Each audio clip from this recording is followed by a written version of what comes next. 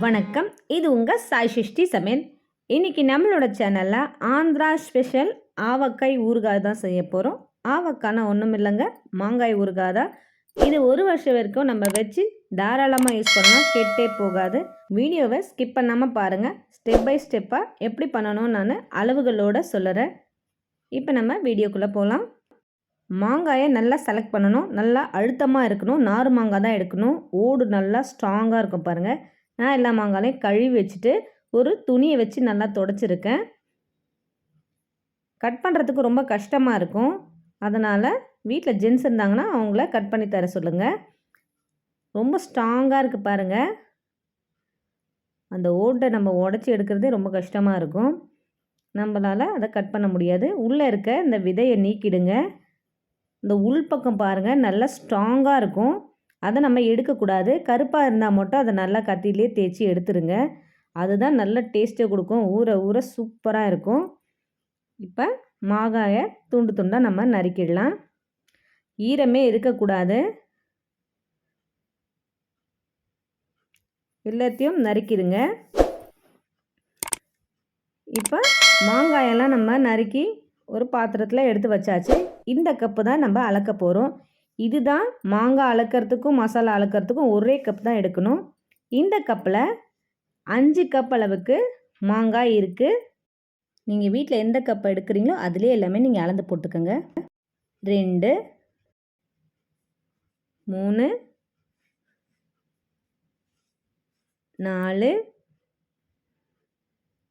மொத்தமாக 5 கப் இருக்குது.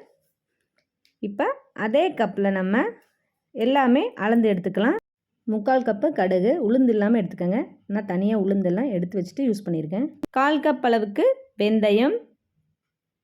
முதல்ல நம்ம கடுகை வறுத்து எடுத்துக்கலாம். நல்லா சிம்லேயே வச்சு கைவிடாமல் இந்த மாதிரி கலந்து கொடுத்துக்கிட்டே இருங்க. அது கொஞ்சம் கொஞ்சமாக நம்மளுக்கு வெடிக்க ஆரம்பிக்கும். நல்லா எல்லா கடுகுமே நல்லா பொரிஞ்சு வரணும். நல்லா பொரிஞ்சிருச்சு. இப்போ தனியாக ஒரு தட்டில் கொட்டி ஆற வச்சிடலாம். அதே பேன்லேயே வெந்தயத்தை சேர்த்துக்கோங்க. வெந்தயத்தையும் கைவிடாமல் பொன்னிறமாக வறுத்து எடுத்துக்கோங்க. தீயக்கூடாது. நல்லா வறுத்தாச்சு. இப்போ இதையும் தனியாக கொட்டி ஆற வச்சுக்கலாம்.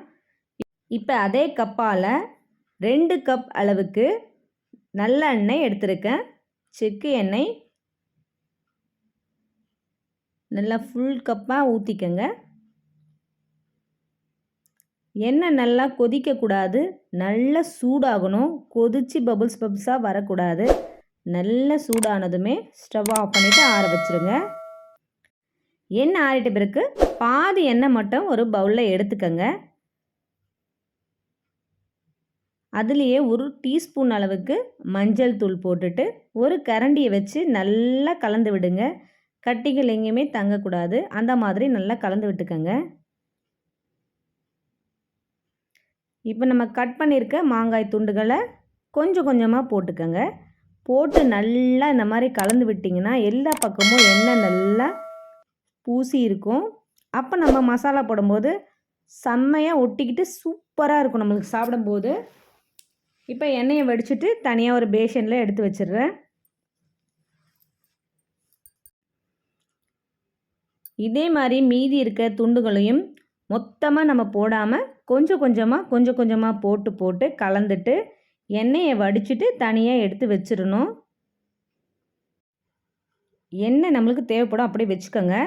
இப்போ தனி மிளகாய் தூள் தான் எடுத்துருக்கேன். நல்லா பிராண்டடாக எடுத்துக்கோங்க. நல்ல கலராக இருக்குது பாருங்கள். 1 கப் அளவுக்கு மிளகாய் தூள். நல்லா ஸ்டார்டிங்லேருந்து சொல்கிறேன், ஒரே கப்பில் தான் நம்ம எல்லாமே எடுக்கிறோம். 3/4 கப் அளவுக்கு உப்பு. நான் சால்ட்டு தான் எடுத்துருக்கேன். நீங்கள் கல் உப்பு போட்டிருந்தோன்னா லேசாக வறுத்துட்டு அரைச்சிக்கோங்க. 3/4 கப் அளவுக்கு கடுகு தூள். செம்ம வாசனையாக இருக்குங்க. 1/4 கப் அளவுக்கு வெந்தயத்தூள். இப்போ எல்லாத்தையும் நம்ம ஒன்றா கொட்டியாச்சு. கரண்டியை வச்சு நல்லா கீழே இருந்து மேலே ஃபுல்லாக நம்ம எடுத்து விட்டிங்கன்னா எல்லா பக்கமும் மசாலா சேர்ந்து மாங்காயில் நல்லா ஒட்டி இருக்கும். நம்ம மஞ்சள் கலந்த எண்ணெயை இப்போ சேர்த்துக்கலாம். இந்த எண்ணெய் தாராளமாக கரெக்டாக இருக்கும். இப்போ இன்னும் கொஞ்சம் எண்ணெய் இருக்குது பாருங்கள் கடையில். அந்த எண்ணெயும் சேர்த்துக்கலாம். கொஞ்சமாக ஒரு 4 ஸ்பூன் அளவுக்கு மட்டும் நான் எடுத்து வைக்கிறேன். இப்போ எண்ணெய் மசாலா எல்லாம் ஒன்றா சேர்த்துட்டு நல்லா கலந்து விடணும். நல்லா எடுத்து எடுத்து விட்டு கலக்கணும். நம்ம முன்னாடியே எண்ணெய் போட்டோம்னா கலக்க முடியாது. அதனால தான் மசாலாலாம் சேர்த்துட்டு அதுக்கப்புறம் கலக்கணும். எப்படி இருக்குது பாருங்கள், மசாலா கீழெல்லாம் அப்படியே தங்கிரும். அதனால் நல்லா கலக்கணும். இப்போ பூண்டுகள் எவ்வளோ வேணாலும் நீங்கள் சேர்த்துக்கலாங்க. அப்புறம் காலியாக கூட நீங்கள் சேர்த்துக்கலாம். நான் பூண்டு ஒரு முழு பூண்டு 3 எடுத்துருக்கேன், அது சேர்த்துக்கலாம். மீதி இருக்க எண்ணெயும் ஃபுல்லாக போட்டுருங்க. கையில் லேசாக எண்ணெயை தொட்டு தடவிக்குங்க, கை எரியாமல் இருக்கும். இப்போ நல்லா கைகளை வச்சு நல்லா கலந்து கலந்து பிசைஞ்சு கொடுங்க. கை எரியிற மாதிரி உங்களுக்கு தெரிஞ்சதுன்னா கரண்டிலேயே நீங்கள் பண்ணிக்கோங்க. நான் அடிக்கடி போடுறதுனால எனக்கு அந்த மாதிரி எரிஞ்சது கிடையாது. கையை வாஷ் பண்ணிட்டு நல்லா தேங்காய் எண்ணெயை போட்டுக்கிட்டிங்கன்னா உங்களுக்கு எரியாது. நம்ம கையில் பண்ணும்போது தான் நல்லா ஃபுல் பக்கமும் மசாலா படும். செம்மையாக இருக்குது பாருங்கள். கைகள் அப்படியே மருதாணி மாதிரி ஒட்டியிருக்கு மிளகாய்த்தூள். இப்போ நல்ல ஒரு பெரிய பிளாஸ்டிக் பாக்ஸ் எடுத்திருக்கேன், அதில் நம்ம சேர்த்துக்கலாம். மாங்காய் பிடிக்காதவங்க யாருமே இருக்க மாட்டாங்க. அவ்வளோ இஷ்டம், எல்லா ஏஜ் குரூப்புக்கும் ரொம்ப ரொம்ப பிடிக்கும். நல்லா தாராளமான ஒரு பாக்ஸில் நான் சேர்த்துருக்கேன். எல்லா மசாலாவையும் வழித்து விட்டுக்கோங்க, அதுலேயே கொஞ்சம் கூட வேஸ்ட் பண்ண வேண்டாம். போட்டுட்டு ஒரு தடவை கரண்டியில் நல்லா இந்த மாதிரி கலந்து கொடுத்துருங்க. இப்போ நம்மளுக்கு எண்ணெய் ரொம்ப கம்மியாக இருக்க மாதிரி இருக்குது பாருங்கள், தெரியுதா? நல்லா ஊறுச்சுன்னா மேலே வந்துடும், நல்லா எண்ணெய் மேலே வந்துடும். இப்போ டிஸ்டர்ப் பண்ணாமல் ஒரு நாள் ஃபுல்லாக அப்படியே மூடியை போட்டு விட்டுருங்க. இன்றைக்கி காலையில் செய்கிறீங்கன்னா மறுநாள் காலையில் தான் நீங்கள் திறந்து பார்க்கணும். இப்போ மறுநாள் நம்ம எடுத்து பார்க்கலாம். எண்ணெய் ஃபுல்லாகவே நல்லா மேலே கசிஞ்சு வந்திருக்கு பாருங்கள். நல்லா செம்மையாக இருக்குது, கலர்ஃபுல்லாக. இப்பயே சாப்பிட்ணும் போல். நான் ஒன்று எடுத்து சாப்பிட்டே பார்த்துட்டேன், செம்ம டேஸ்ட்டில் இருக்குது. இப்போ ஃப்ளாட்டான ஒரு கரண்டி எடுத்துகிட்டு அடியில் இருக்க மசாலாலாம் நல்லா கலந்து விட்டுக்குங்க.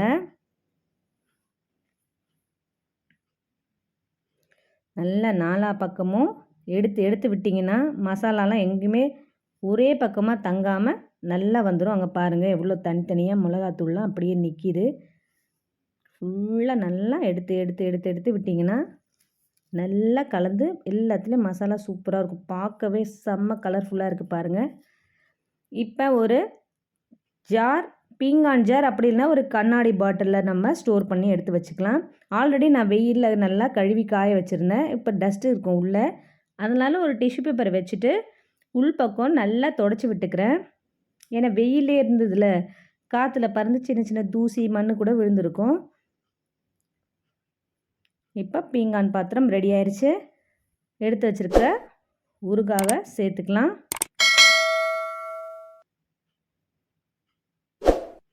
நல்லா எல்லா பக்கமும் நல்லா பரவலாக போட்டு விடுங்க. நீங்கள் அழகாக வச்சு வச்சு சாப்பிட்லாம். எப்போ எடுத்தாலுமே ஸ்பூனு ஈரமாக இருக்கக்கூடாது. இந்த பாக்ஸ் இருக்குது பாருங்கள், காலி பாக்ஸில் சுட சுட சாதத்தை போட்டு பசஞ்சு சாப்பிட்டோம், செம்மையாக இருந்தது. இப்போ ஒரு டிஷ்யூ பேப்பரில் நல்லா சுற்றிர தொடச்சி விட்டுடலாம். எண்ணெயே இல்லாமல் இருக்குது பாருங்கள். 10 நிமிஷம் கழித்து பாருங்கள், ஃபுல்லாக நம்ம இப்போ தானே போட்டிருக்கோம், அந்த பாருங்கள் மேலே எண்ணெய் நல்லா வர ஆரம்பிச்சிருச்சு. இன்னும் ஊற ஊற நல்ல எண்ணெய் மேலே வரும். செம்ம கலர்ஃபுல்லாக தயாராகிடுச்சு. எப்போ எடுத்திங்கனாலுமே நல்ல ஸ்பூனை ஒரு தரம் கேஸில் காமிச்சிட்டு எடுங்க. இல்லைன்னா தேவையான அளவு சின்ன பாட்டிலில் போட்டு எடுத்து வச்சுக்கோங்க. இதை டிஸ்டர்ப் பண்ணாமல் அப்படியே தூக்கி மேலே மூடி வச்சுருங்க. இப்போ பாருங்கள் 3 நாள் ஆயிடுச்சு, செம்மையாக வந்திருக்கு எண்ணெயெல்லாம் மேலே. இது 1 வருஷம் ஆனாலும் கெட்டே போகாதுங்க, செம்ம டேஸ்ட்டில் இருக்கும். வீட்டில் எப்படி சாப்பிடுவோம்னா சுட சுட சாதம் இந்த எண்ணெயை போட்டு நல்லா பிசைஞ்சிட்டு ஊறுகாய் தொட்டு சாப்பிடுவோம், அவ்வளோ டேஸ்டியாக இருக்கும். செஞ்சு பாருங்கள், எப்படி இருக்குன்னு சொல்லுங்கள். மறக்காமல் சேனலை சப்ஸ்கிரைப் பண்ணுங்கள்.